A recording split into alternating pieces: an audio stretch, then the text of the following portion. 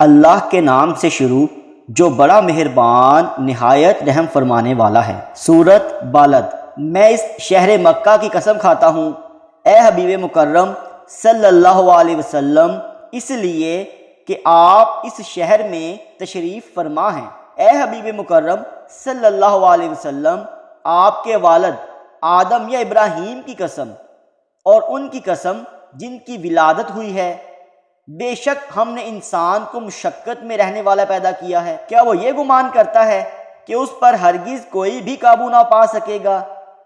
وہ بڑے فخر سے کہتا ہے کہ میں نے ڈھیروں مال خرچ کیا ہے۔ کیا وہ یہ خیال کرتا ہے کہ اسے کسی نے نہیں دیکھا؟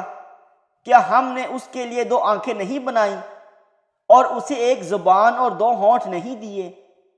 اور ہم نے اسے خیر و شر کے 2 نمایاں راستے بھی دکھائے ہیں، تو وہ دشوار گھاٹی میں داخل ہی نہیں ہوا۔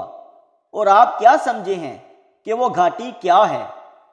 وہ کسی کی گردن کا آزاد کرانا ہے یا بھوک والے دن کھانا کھلانا ہے، قرابت دار کو، یتیم کو، یا شدید غربت کے مارے ہوئے محتاج کو جو محض خاک نشین اور بے گھر ہے۔